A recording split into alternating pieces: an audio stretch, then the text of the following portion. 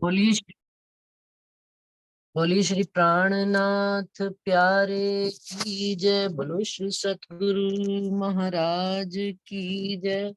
समस्त सुंदर साथ की जय। तो सुंदर साथ जी प्रकरण चल रहा था, कलश का कलश, चौपाई दूसरी, कि ए तीनों मिल किया जहूर, अव्वल आखिर रोशन, हक बैठे इन इल्म में तो दिल अर्श हुआ मोमिन। ये तीनों कौन हो गए? बसरी, मलकी और हक्की। तीनों सूरतों का जो जहूर निकला, जो सार तत्व निकला, अव्वल आखिर रोशन, प्रारंभ से लेकर अंत तक, क्या कि हक बैठे इन इल्म में। आप रज्जी महाराज साक्षात इस वाणी में बैठे हुए हैं। और तो दिल अर्श हुआ मोमिन। मोमिनों को अपने अर्श दिल की खबर कि हमारा दिल अर्श है, इस वाणी के माध्यम से हमको पता चल रहा है। जितना जितना हम इनके इन वचनों में डूबते चले जाएंगे, धनी के समीप होते चले जाएंगे और संसार से। और ये भी जिंदगी का अनुभव बताता है सुंदर सा जी। माया की जिम्मेदारियां तो शायद मरते दम तक खत्म नहीं होने वाली, तो धनी की जिम्मेदारी लेने में कैसा संकोच। कि फिर उन्होंने जो हमें हमें जो ये चीज, ये ज्ञान, ये खजाना उन्होंने हमें जो सौंपा है, उस खजाने में अपने जीवन के कुछ पलों को निकालकर थोड़ा सा भी समय यदि हम रज्जी के वो समर्पित करते हैं, तो उनकी याद में ही फिर डूबता चला जाता है जी। और रूह को भी सुकून, रूह भी धनी के सामने आमने दीदार होना शुरू कर देती। फिर किसी से कोई प्रश्न नहीं रह जाता, कुछ पूछना नहीं रह जाता, कुछ कहना नहीं रह जाता। सब कुछ तो धनी ने हमारे लिए बता दिया। तो कहते हैं हक बैठे इन इल्म में तो दिल अर्श हुआ मोमिन। हम मोमिनों का दिल भी अर्श है। इस बात की भी खबर जो हमको परम धाम में नहीं थी, इस जागनी के ब्रह्मांड में इस वाणी के माध्यम से हमको पता लग रही है कि धनी ने हमको अर्श से लेकर फर्श तक एक पल के लिए भी छोड़ा नहीं है। ये बात भी, ये तहकीक मुकर्रर करके रज्जी महाराज, ये सनद उन्होंने लगाई है हमारे दिलों पर मोहर लगाकर। आप रज्जी महाराज ने हमको बताई है और हमको इन वचनों से ही ये बात पता लगी है। वचनों के ऊपर अनुभव आ, वचन जैसे जैसे दिल में ग्रहण करते चले जा रहे हैं, तब अपना आत्मा का अनुभव हमारे अंदर आ रहा है, वो निज अनुभव आ रहे हैं हमको। वाणी मंथन ऐसे नहीं सरकार श्री जी कह गए, वाणी मंथन चितवन और रहने का कोई विकल्प। कि जितनी वाणी मंथन होगी, चितवन भी तो तभी लगेगी। चितवन किसकी करोगे? जिसको जानते नहीं, समझते नहीं। तो पहले उनको जानना, समझना, पहचानना पड़ेगा, तब ही तो वो जानना, पहचानना, समझना किनसे है? उनके स्वरूप को इन वचनों के माध्यम से। ये वचन भाव पैदा करेंगे हमारे दिल में। जब भाव पैदा होएगा तो पहचान आएगी। पहचान आएगी तो चितवनी होनी प्रारंभ हो जाएगी। चितवनी कोई कोई एक वो अलग सा नहीं है कि भाई उसको हवा बना के जो रखा हुआ हमने चितवनी को। आप जब जिसके ध्यान में, जिसको सखियां ब्रज की गोपियां दौड़ी चली जाती, रात दिन अष्टपहर 24 घड़ियां गोपियां उनकी चितवन में ही तो रहा करती थी। और वो आज दिन तक वो लीला जो हो गई, इनो आगल था से विस्तार, जो विस्तार चल रहा है, विस्तार में दृष्टि नहीं है, वो पुरानी दृष्टि चल रही है। क्यों? क्योंकि वैसे आज हम चल नहीं पाते, वैसी हमारी चाल नहीं हो पाती, हमारी हाल नहीं आ पाती। तो वो अब उन्होंने बिल्कुल स्पष्ट कर दिया, हक बैठे इन इलम में।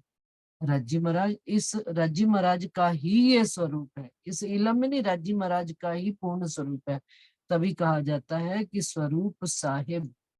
लेकिन ये पता कब लगेगा? जब हम इस बेशक इलम को, खुदाई इलम को जानेंगे, तब हमें हमारे दिल की भी खबर लगेगी। ए जुबा मैं हक की, ये जुबान है किनकी?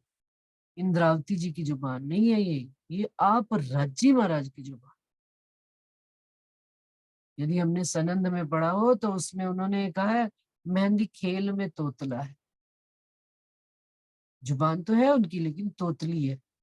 तोतली का क्या मतलब होता है कि बच्चा जब बात करता है तो किसी और को सुनाई नहीं, सुनाई तो सबको देता है पर समझ केवल उसकी माँ को ही आता है। रमूजे कि मेरा बच्चा कौन सी रमजा करता पे केड़िया किस तरह से बातें कर रहा है, माँ ही उसकी डिमांड्स को समझ पाती है। तो मेहंदी खेल में तोतला है कि राजी महाराज ने अपनी बात जो है ना तोतली भाषा में, कि केवल जो उनके अंगी संगी हैं मोमिन है वो ही जान पाएंगे और समझ पाएंगे। लेकिन ये बात उन्होंने सनंद में कही पहले कलश पर, लेकिन दूसरे कलश में क्या कह रहे हैं, ये जुबान है हक की, बिल्कुल खुलासे में बात करें, ओपनली डिक्लेयर्ड कि ये वचन जो है धनी की जुबान है, हक की जुबान है। उनसे जो बातें करनी है, अभी जो आ रहा था, रू नैनो दीदार कर हक जुबान सो बोल, जो पिछली किन से बातें करनी है, ये जुबान धनी ने दी है। इन उनकी इस जुबान से हमने मूल स्वरूप हक की सूरत को रिझाना है, इस जुबान से। ये ए जुबा मैं हक की और बोलत है हुक्म। और इंद्रावती जी क्या कह रही है, जुबान तो धनी ने दी अपनी और उनका हुक्म मेरे से ये सारी बातें कहलवा रहा है। और जुबा रिटर्न में आ गई उनकी जुबा। एक तो है ना जुबा में सदगुरु देवचंद्र जी की बातें कैसी थी, जुबा में थी बातें, रिटर्न में कुछ भी नहीं था। इस कारण से 313 वासनाएं सो गई। अब रिटर्न में आ गई, स्टैंप लग के आ गई, मोहर लग कर आ गई कि ये सिद्धांत बन गए, धनी ने बना दिए संसार में निजानंद संप्रदाय। उन्होंने ये कह दिया, डिक्लेयर कर दिया, मेरी जुबा है, मुझे जानना है, मुझे समझना है तो मेरी इस वाणी को जानना पड़ेगा। ये कलश पर कलश धरा है उन्होंने। हक अरश वर्णन तो हुआ जो वाहिदत बक्का खसा। वो कहते हैं इस कारण से जो राजी महाराज आप वाहिदत का स्वरूप है, जिनके दिल के हम अंगी संगी हैं, उस धाम धनी ने उनकी जुबान से मैंने इस संसार में हक को तो वर्णन किया ही किया है, अपने उस घर को भी, हक की हकीकत, हकीकत को भी मैंने वर्णन किया। जो परम धाम के 25 पक्ष हैं वो राजी महाराज के हकीकत के स्वरूप है। उनको भी किन्होंने ये इंद्रावती जी की जुबान से वर्णन हुआ। आप राजी महाराज ने अपने पूर्ण स्वरूप का पहचान, अपने पूर्ण घर की पहचान। अब वो लीला नहीं है ब्रज और रास वाली कि हम कहाँ की बातें कर रहे हैं, कौन सी बातें कर रहे हैं, किस घर की लीला कर रहे हैं ना, हमको पूरी पूर्णतः स्पष्ट है। और पूर्णतः इल्म आ गया है, पूर्णतः ईमान आ जाना चाहिए, आ जाता है इस बात से। क्या कि मेरे धनी कौन है, आप खाविंद नूर जमाल हक की सूरत राज्य मन। मेरा घर कहाँ है, परम धाम। मेरी निस्बत किनसे है, श्यामा महारानी राज्य मन से। मेरी सुभान कौन है, श्यामा महारानी। मेरे अंगी संगी कौन है, सुंदर साथ। सबके जवाब फटाफट फटाफट जवान पे आ जाते। क्यों, किससे जानी है ये बात, ये जुबा में हम कौन से सागर में झील रहे हैं, इश्क के सागर में झील रहे हैं, इल्म के सागर में झील रहे हैं, हम वाहिदत के सागर में झील, हम निस्बती हैं उनके। हमें धनी अपनी मेहर का स्वरूप दिखा रहे हैं। धनी ने नूर सागर भी हमको दिखाया, नीर भी दिखाया। ये कौन बता रहा है, ये जुबा हक की। इंद्रावती जी का तो, इंद्रावती जी तो मिट गए, हवसा में ही खत्म हो। और जो थोड़ी बहुत कसर रह गई थी वो हक्की स्वरूप के रूप में जहर पन्ना जी में पूर्णतः आई। हक्की स्वरूप ही हो गए थे, तन तो था ही नहीं थे। और आत्म भी गलित गात होकर हक की सूरत बन गई। फिर भी सुंदर सा जी उन्होंने सिजदा बजवाया, फिर कहीं और कोई सिजदा रहा नहीं। कहाँ सिजदा बजाया, मूल मिलावे में, धनी के चरणों में। उनके अंदर हक की सूरत बैठी है, परंतु उन्होंने अंत तक मूल मिल पूरी लीला उन्होंने रूहों की कर दी। इस संसार में तीनों सूरतों की पहचान करा दी, अपनी पहचान करा दी, घर की पहचान करा दी, और मूल घर में ही हमें हमारी परात्म से धनी को सिजदा बजवा रहे हैं। बताइए, इससे भी ज्यादा कोई आशिकी निभा सकता? आखिर लो आशिकी निभाए। एक कह तो दिया हक बैठे ही नीलम में, उनकी बात को हम गलत नहीं, लेकिन ये इल्म इश्क का स्वरूप है समझ।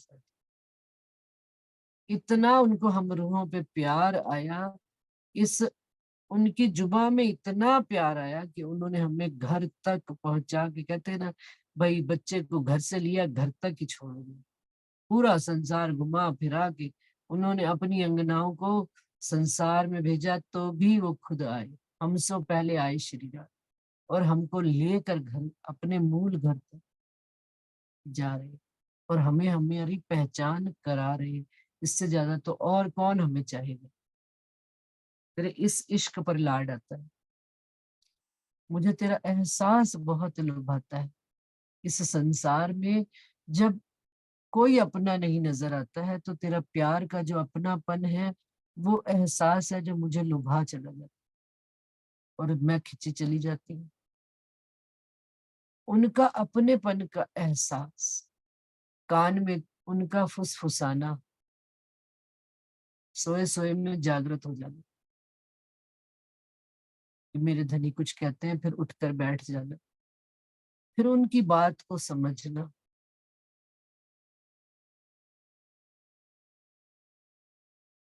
ये धनी की आशिकी है। ये बात उन्होंने नहीं समझा, जो और कोई नहीं समझा सकता। जिनके अंगी संगी है वही समझा रहे हैं। और इस वाणी के माध्यम से ही हमें अपने दिल की भी खबर लगी। हमारा दिल अर्श है, हम मोमिनों के दिल में ही धनी बैठे हैं, और इसी ही कारण हमको ये वाणी भी समझ में आती है। कोई दुनिया वाला पढ़ने वाला कहता है अरे यार हमें तो पता नहीं क्या, बड़ी क्लिष्ट भाषा, बड़ी कठिन है, बड़ा धर्म कठिन है ये है। हम कहते हैं हमारे धनी से जैसा कोई सरल है ही नहीं। तो ये बात है सुंदर सा जी, जो जो जुबा में आ नहीं सकती। कहते हैं जुबा तो वो नैनों में दिख जाती है। जुबा में आने के बावजूद कुछ बात रह जाती है जो नैनों में दिख जाती है। जुबा में सब कुछ वर्णन होते हुए भी कुछ ना कुछ रह जाता है, वो नैन बयान कर जाता है।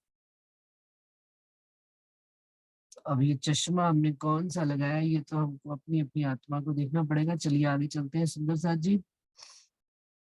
गैब खिलवत जाहिर तो हुई जो हक्के कराइए। जो परम धाम की गैब छिपी हुई खिलवत, जो आज दिन तक संसार में जाहिर नहीं हुई, जो अक्षर ब्रह्म, जो संसार बनाते और मिटाते हैं, धनी का दर्शन करने रोज आते हैं प्रातः काल, लेकिन उनको भी धनी के स्वरूप की खबर नहीं। उनको भी धनी के स्वरूप की खबर तो है, परंतु धनी की लीलाओं की खबर नहीं। धनी कौन सी लीला करते हैं, किन के संग करते हैं, क्यों करते हैं, इन बातों की अक्षर ब्रह्म को भी खबर नहीं है। उस गैब खिलवत को, उन छिपे हुए इश्क के राज को धनी यहाँ पर सरेआम कर दी, खुला आम, खुला दरबार लगा दी। उन्होंने अपने इश्क को सरेआम बेपर्दा कर दी। कोई इश्क को भी बेपर्दा करता, परंतु उन्होंने अपनी निस्बत के वास्ते, हम रूहों के वास्ते वो बेपर्दा हो। जितनी छिपी बात, कौन सी बात रह गई सुंदर साथ जी, कि पांचवी भौम में इश्क की लीला कैसे होती है, वहां तक बात उन्होंने जाहिर कर दी। इससे बड़ी तो क्या और बात बताई। कहाँ कहाँ पर कुंज बन निकुंज बन, कौन सी लीलाएं कैसे होती हैं, वनों में, लताओं में, जमुना जी में, जहां तक आप जाओ, परमधाम के 25 पक्षों सब जाहिर कर दिया। जो हक्के कराइए रज्जी महाराज ने करवाई है इंद्रावती जी की, एक खबर नहीं नूर को। ये बात अक्षर ब्रह्म को भी पता नहीं थी। करी लदुनिये जाहिर जे, जो धनी ने इस ज्ञान के माध्यम से बताई। जो पीछे वाले कलश, पहला कलश रखा गया जागृत बुद्धि का कलश रखा गया। अब ये जो कलश पर कलश रखा गया ना सुंदर साथ जी, ये निज बुद्धि का कलश रखा गया।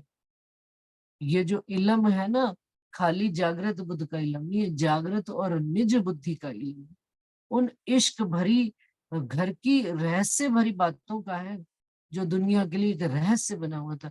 जब कभी कभी होता है कि नहीं, संसार में हम जाते हैं, जो घर बाहर से बड़ा आकर्षित लग रहा हो, हम उसके अंदर ना जा पाते हो, तो हमारे अंदर एक उत्कंठा, एक इच्छा, एक तड़प सी बनी रहती है, उस घर के अंदर जाके देखे वो घर कैसा बना होगा, कितना सुंदर होगा। क्या धनी ने हमारे अंदर वो भी जो है ना खत्म कर, बिल्कुल खुलासे से अपना सुंदर घर, मूल घर परम धाम के 25 पक्षों का एक एक पक्ष का वर्णन, धनी की इश्क की लीलाओं का वर्णन, किस अंग के साथ कौन सी लीला होती है, इस बात का वर्णन उन्होंने खुलासे से जाहिर कर दिया। करी लदुनी जाहिर जी, कौन सी लदुनी से, निज बुद्धि का ज्ञान दे दिया, निज बुद्धि का तारतम्य दे, जो अक्षर ब्रह्म को भी नहीं था। अब वो भी ले रहे हैं, बहस करते हैं सुंदर साथ जी, तर्क वितर्क करते हैं, लेकिन कुतर्क में कुछ मिलना नहीं है। श्रृंगार ग्रंथ पढ़ा नहीं हमें, हम जाना नहीं हमें राज्य का स्वरूप कैसे पता लगा। हम पहली लीला में घुसे रहे अपनी, और पीछे वाली लीलाओं को जाना नहीं, समझा नहीं, तब भी तो हंसी के पात्र बनेंगे।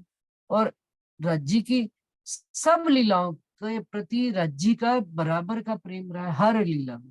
लेकिन सुंदर साथ जी एक बात हम ध्यान रखें, पहली लीला से लेकर आज दिन तक की लीला में स्टेप बाय स्टेप बढ़े हैं आगे, पीछे नहीं आए। लेकिन हम आगे बढ़ना न चाहें तो दोष हमारा कि उनका।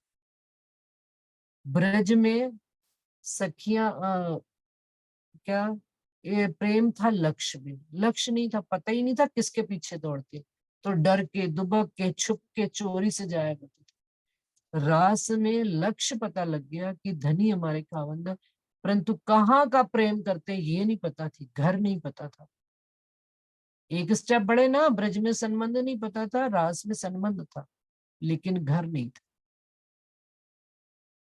तो रू अल्लाह ले आए, लक्ष्य ले आए, रू अल्लाह श्रृंगार में छुपैया। श्यामा जी आए, वो लाए कि नहीं लाए, लक्ष्य लेकर आए कि हमारा संबंध किनसे है, किस घर के हम रहने वाले हैं, वो तारतम लेकर आए। लेकिन उससे भी बात नहीं बनी, तो तारतम का तारतम आप इंद्रावती जी लाए, कलश धर दिया तो वाणी खत्म हो जाती वहां पर। नहीं, उन्होंने कहा अभी तो दुनिया के ऊपर कलश रखा है, दुनिया के ऊपर अपना ज्ञान दिया है जागृत बुद्ध का। मोमिनों को तो जब तक अपने घर की बात नहीं पता लगी, जिस घर के वो रहने वाले हैं, जिस इश्क के बाशिंदे हैं हम, वो इश्क हमारे अंदर नहीं आएगा तो हमें कैसे वो सुख मिलेंगे, कैसे हम अपनी मूल तन में जागृत हो पाए।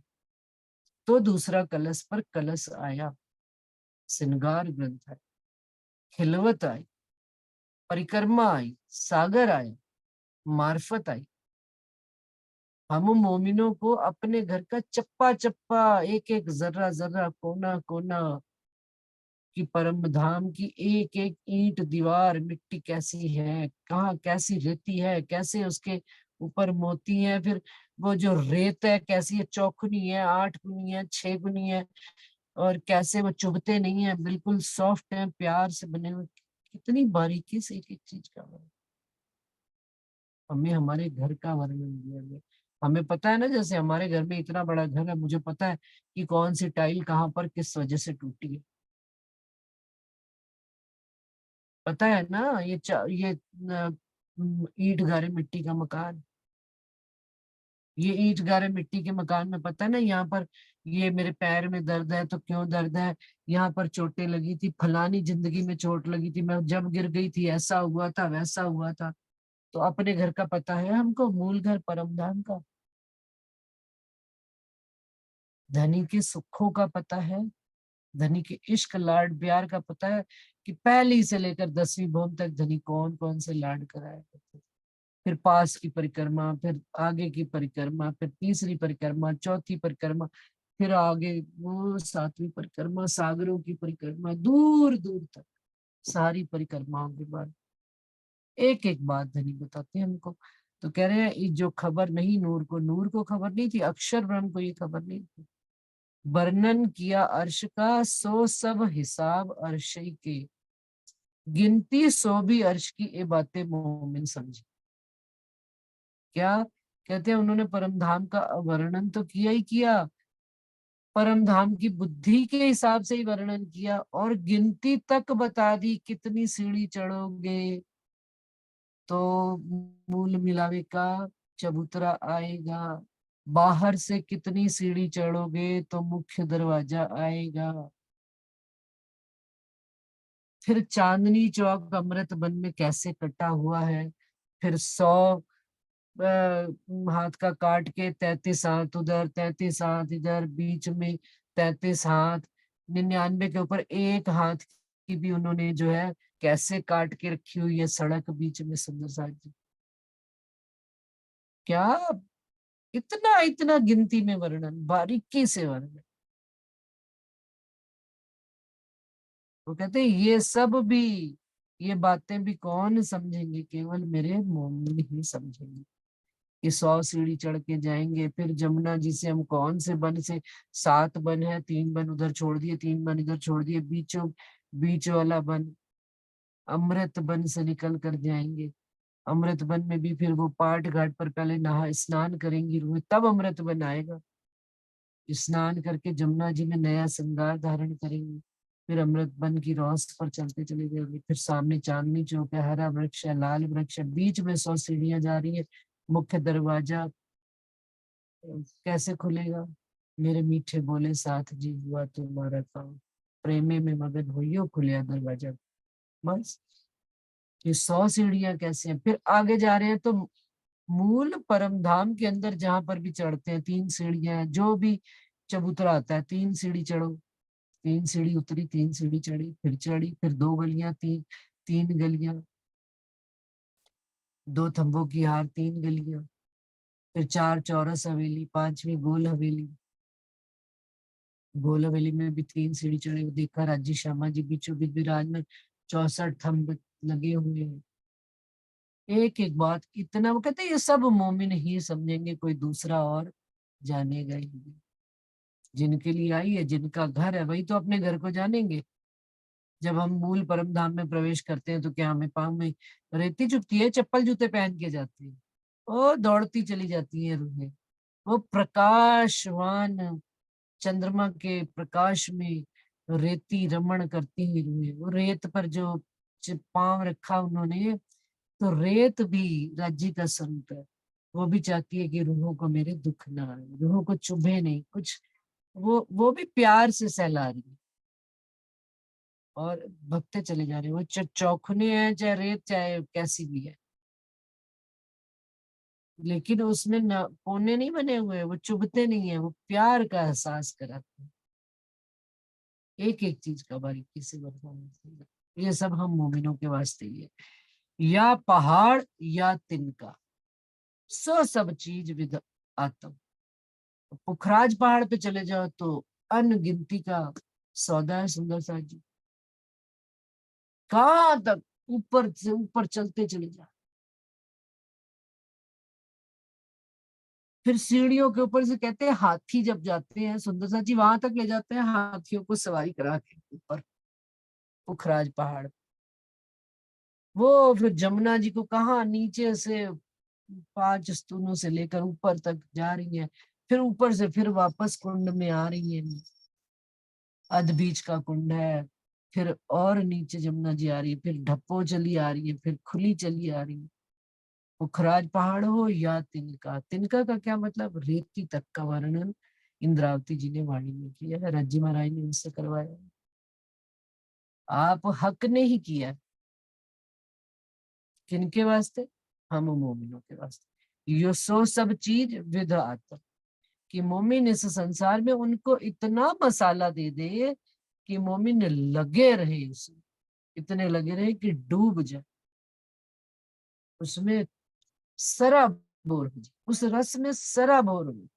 प्रेम आठ आठ पहर भीगा रहे, भीना रहे। भीना को पढ़ने में क्या आता है, कोई कहता है भी ना रहे, तो फिर हो गया काम। लेकिन वो कह रहे आठ पहर भीना, भीना मतलब कि भिगा रहे, डुबो डुबो के भिगा रहे ਉਹਦੇ ਵਿੱਚ, इश्क ਦੇ ਵਿੱਚ भिगा रहे पानी, ਉਹਦਾ कोई कपड़ा कोई अंग रह ही ना जावे अछूता धनी के उस इश्क के और लाड के बाद। इसलिए इतना खजाना हमको धनी ने दिया है। सब देत दिखाई जाहिर, जो देखिए माहे चशम। कहते हैं हर चीज परम धाम की दिखाई देगी, मानिक पहाड़ से लेकर पुखराज पहाड़ तक, आठों सागरों से लेकर मूल मिलावे। क्या दिखाई देगा, सब जाहिर में भी दिखाई देगा, जो देखिए माहे चशम। चशम का क्या मतलब, जब दो चश्मे बह रहे हैं, कौन से, जबराइल और असराफील के दो चश्मे बह रहे हैं, ये भी सनंद में उतरा हुआ। नहासी नूर नजर, कि किसमें नहाएंगे, अक्षर ब्रह्म के जो दो चश्मे बह रहे हैं जबराइल और असराफील के। अब यहाँ पर कौन सा चश्मा लगाएंगे हम, निज बुद्धि के चश्मे में, निज बुद्धि के इस इलम में, इस वाणी में। यदि इस वाणी की दृष्टि से देखेंगे तो उन हर बात का जवाब हमको इस वाणी में मिल जाए, और परमधाम का एक एक पक्ष जर्रा जर्रा खुलता चला जाए। और भी खूबी रूह नैनन की, चीज दसों दिशा की सब देखत, पाताल या आसमान की रूह नजरों सब आव। कहते हैं और भी खूबी रूह नैनन की। सुंदर सा जी, कलश पर कलश खाली ज्ञान का ही नहीं है, रूहों का भी है। रूह का कैसे कलश पर कलश, एक कलश रूह का, जीव का ज्ञान हो गया, पूर्णता ज्ञान, शरीर और जीव का ज्ञान। और अब आत्म का ज्ञान चल रहा है पूरा, पर आत्म और आत्म का ज्ञान चल रहा है। कहीं पर भी शरीर और जीव, अब ये दोनों क्या है, उसमें मर्ज हो गए हैं, किसमें, रूह में मर्ज हो गए। अब रूह खड़ी हो जाए, आत्म ने जीव और शरीर को कंट्रोल कर लिया। अब आत्म तत्व से वो कह रहे हैं सारी चीजें रूह को खुलती चली जा रही है।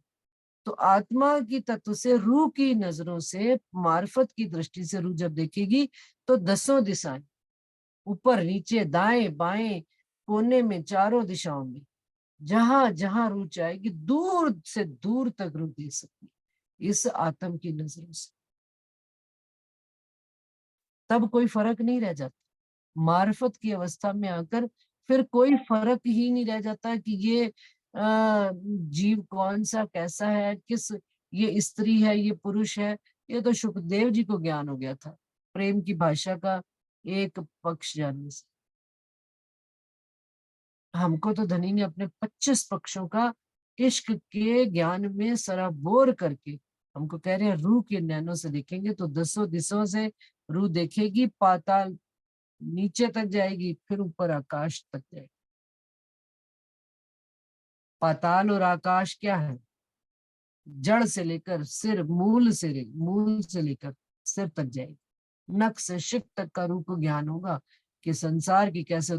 ये कह देते हैं हम, अरे क्या फर्क पड़, क्या जरूरत है इन सब बातों को जानने की, इसके जाने बगैर काम चल सकता है ना। लेकिन देखिए राजी कह रहे, पाताल से, पाताल या आसमान की रूह नजरों सब आवत, वो परम धाम हो या संसार, उसको धनी सब चीजों का खुलासे से वर्णन कर पता लगता है। ये कलश रूह का भी तो कलश धरा जा रहा है, खाली वाणी का ही कलश धरा जा रहा है, खाली शरीर का, खाली मतलब संसार वालों को ही ज्ञान दिया जा रहा है। आत्मा को भी तो साथ में स्टेप बाय स्टेप, सीढ़ी दर सीढ़ी वो शरीर की अवस्था छोड़ती चली जा रही है, जीव की अवस्था छोड़ती चली जा रही है, रूह की अवस्था में आती चली जा रही है, आत्म स्वरूप होते चले जा रहे हैं सब। तो जब आत्म स्वरूप हो जाएंगे तो फिर आकाश पाताल सब दसों दिशा अप्रकाशवान खुल जाएंगी नजरें। ये नजर भले बंद हो जाए, अंतर्दृष्टि खुल जाए, कोई भी बात होगी झट से जवाब आ जाए। रू का यही लक्षण बाहर अंदर नहीं दो। ये बाहर अंदर तो किनका होता है? जीव और शरीर वालों का होता है कि मन में तो कुछ और चल रहा है, दिमाग में कुछ और चल रहा है, बुद्धि जबान कुछ और कह रहा है। लेकिन जब हम रूह की अवस्था में आ जाएंगे तो कहते हैं रूह का यही लक्षण, उसके अंदर बाहर नहीं दोए, कि जीव शरीर कुछ भी अलग नहीं सोच रहा है, मन कुछ भी अलग नहीं सोच रहा है, सबके दिल में एक ही चाहत रह गई, एक मेरे धाम धूम, मेरे अक्षरातीत, मेरा लक्ष्य क्या, मुझे अपने घर को जानना है, समझना है, उनकी लीलाओं के अंदर जाना है। कौन सी लीला ऐसी है जो हमसे छिपी रहेगी, हमें नहीं पता लगी, हम नहीं जान पाए, हमें नहीं खुली? कितना रूह के अंदर तड़प जागृत हो, रूह को यही लक्षण, अंदर बाहर नहीं दो। बाहर भी उसका घर, बाहर भी जैसे गृहस्थी संसार चल रही चलती रहे, अंदर भी उसके धनी और बाहर भी धनी हो जाए। तो कहते हैं तन दिल दो एक ही, रूह कही है तैसे। रूह किसको कहते हैं?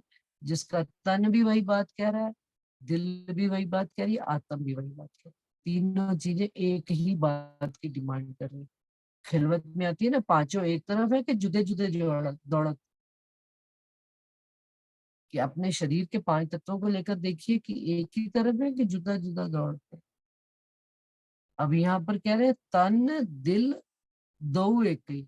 अब यदि मूल तन को ले ले, उस तन में जो बात पैदा हो रही है और इस दिल में जो बात पैदा हो रही है, दोनों में एक ही बात है। और यदि यहाँ वाले तन को ले ले और दिल को ले ले, तो आत्म के साथ जोड़कर यहाँ वाले और वहां वाले दोनों का, परात्म और तन आत्म की तार ऐसी जुड़ गई है कि तन और जीव तो खिंचे चले जा रहे हैं उस इश्क में। उनको खींचना नहीं पड़ रहा, उनको जगाना नहीं पड़ रहा, उनको उठाना नहीं पड़ रहा। वो तो कंट्रोल, वो पावर ऑफ कंट्रोल कहीं और है उनका। पता लग गया कि मेरा पावर ऑफ कंट्रोल मेरी आत्म क्या, वो चला रही है। और आत्म को पता है कि मुझे धनी चला रहा है, पर आत्म भी तो राज्य का ही स्वरूप है। धनी तो चला रहे हैं हमको, और कौन? हम सबको धनी चला रहे हैं। तो रूह कहिए तो रूह का यही लक्षण, बाहर अंदर नहीं दोए। बाहर भी उसके वही है, अंदर भी उसके वही अंदर कुछ और डिफरेंट नहीं चल रहा। डिफरेंट से मतलब संसार का कुछ नहीं चल रहा। ये फर्क है भाई, संसार की बात अंदर चल रही है, बाहर से हम राज राज कर रहे हैं। नहीं, राज समाधि अंदर भी उतनी ही राज समाधि जितने बाहर। दूर नजीक भी अर्श के, सो भी पाइये अर्श शहूर, नैन चरण अंग तीनों ही एक एक यादई में हुजूर। जो बात ऊपर कही कि रूह का यही लक्षण, वो कहते हैं दूर नजीक भी अर्श के। परम धाम से हम दूर बैठे हैं इस संसार में, या नजीक बैठे हैं धनी के चरण कमलों में, हमारी परात्म, सो भी पाइए अर्श सहूर। दोनों तरफ क्या हो रहा है? अर्श का शहूर ही चल रहा है, विचार ही चल रहा है। इस बात को ऐसे भी कि दूर से दूर परम धाम के अंदर 25 पक्षों के अंदर जो दूर से दूर भी बैठे हैं वो भी धनी का विचार कर रहे हैं, और जो नजीक बैठे हैं वो भी धनी का विचार। और हमारे साथ भी है, हम यदि हमारे बीच में 3 लोग आए बैठे हैं लेकिन दिल में बैठे हैं, इस बात का पता लग गया, तो दूर भी होने के बावजूद हम ही धनी के नजदीक। दोनों के अंदर अब बात क्या रहेगी? केवल एक धनी। ये चरण नैन, नैन क्या है? ये वाणी। प्रकाश हिंदुस्तानी में कहा गया कि चश्मे से कता। कौन से चश्मे से? चश्मा लगा ले आंखों पे, कौन सा चश्मा? धनी का चश्मा। तो इन नैनों से, यानी कि धनी की इस वाणी से जो ऊपर हक बैठे नीलम से, धनी के इन नैनों से और चरणों से यदि कोई रूह लग गई, धनी के नैन चरण अंग, किसी भी अंग में रूह चली गई, सेवा पूजा भी धनी का अंग है, 25 पक्ष भी, चर्चनी भी धनी का अंग है। हमने जुगलदास जी की प्रेम पाती पढ़ ली, वो भी धनी के अंगों का ही वर्णन कर,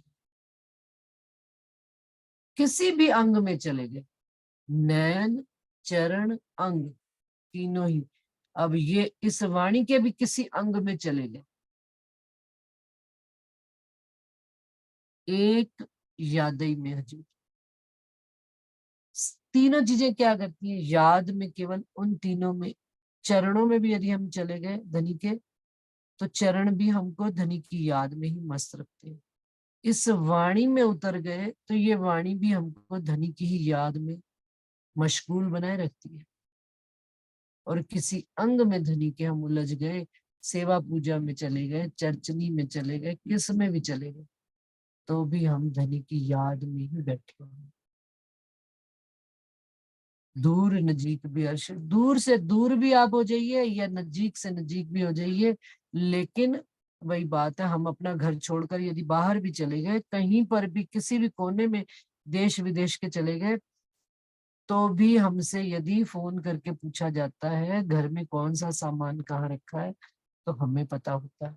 इसी प्रकार से हम कितने भी दूर हो जाए संसार परम धाम से, योग माया के ब्रह्मांड में आ गए, योग माया से काल माया में आ गए, काल माया से इस पिंड में आ गए, लेकिन अपने घर की, अपने धनी की, हुजूर की याद सदा बनी रहती है। हुजूर ही नजरों में रह जाते हैं। श्यामा महारानी ही नजर में चढ़े हुए, हक सुभान की, बस इससे ज्यादा और क्या बात हो है।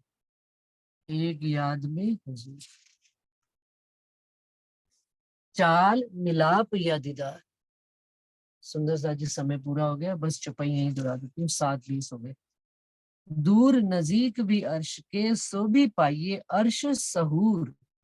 विचार करने पर आएगी बात, सुंदर सा विवेक करने पर, सजगता, सजग, बी अलर्ट। अब हम जागृत हैं। नैन चरण अंग तीनों ही एक यादई में हजूर, एक याद में ही हजूर। बोलिए श्री प्राणनाथ प्यारे की जय। बोलो श्री सतगुरु महाराज की जय। प्रणाम जी सुंदर साथ जी, सब सुंदर साथ जी को बहुत बहुत प्रणाम जी। प्रणाम जी। प्रणाम जी, प्रणाम जी, प्रणाम जी। प्रणाम प्रणाम जी। जी। प्रणाम जी, सबको प्रणाम जी, प्रणाम जी। प्रणाम जी, प्रणाम जी, प्रणाम जी, प्रणाम जी, प्रणाम जी। प्रणाम। प्रणाम जी। प्रणाम प्रणाम जी, जी।